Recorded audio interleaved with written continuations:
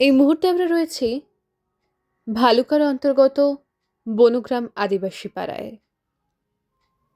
আমরা বেশ কয়েক মাস পর এখানে আবার এলাম। আজ আবারও বুঝতে পারলাম এই সকল শিশুগুলোর মুখের হাসি দেখে এদের কাছে খাওয়াটা কতটা দরকারি, চাহিদাটা কতটা বেশি। আর এই কারণেই আমরা সেই সকল প্রান্তিক অঞ্চলগুলোতে পৌঁছানোর চেষ্টা করি যেখানে খাদ্য, বস্ত্র এবং শিক্ষার আলো পর্যাপ্ত পরিমাণে এখনো পৌঁছায়নি। কিন্তু এটা কখনোই নিয়মিতভাবে নয়। আমরা চাই এরা প্রত্যেকে পাক ভালো খাবারের স্বাদ, ভালো বস্ত্র।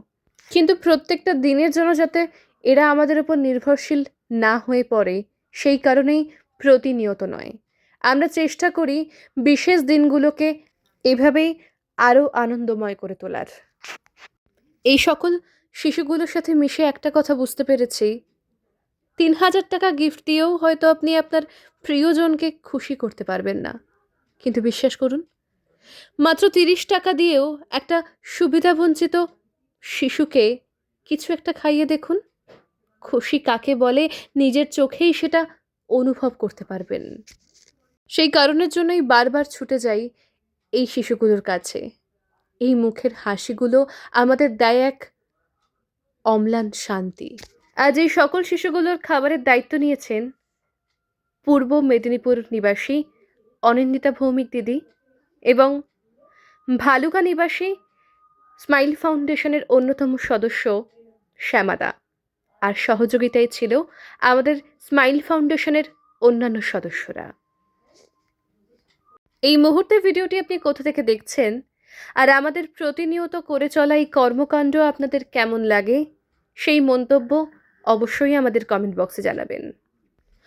একটা গোটা বছর কেটে গিয়ে আসতে চলেছে নতুন একটা বছর।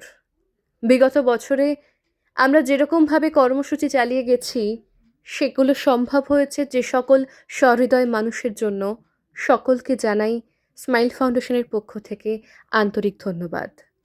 আপনাদের মতো সহৃদয় ব্যক্তি আছেন বলেই আমরা পারছি আমাদের এই কর্মকাণ্ড দীর্ঘদিন ধরে চালিয়ে নিয়ে যেতে। এভাবেই আমরা প্রতিজ্ঞাবদ্ধ হই যে আমরা প্রতিটা দিন এভাবেই শিশু দিবস পালন করে যাব। প্রত্যেকটা দিন শিশুগুলো হাসি মুখে ঘুমাতে যাবে। আমরা পারবো তাদেরকে খাদ্য, বস্ত্র এবং শিক্ষার আলোয় আলোকিত করে তুলতে। ধন্যবাদ। এভাবেই পথে পথে পাশে থাকবেন।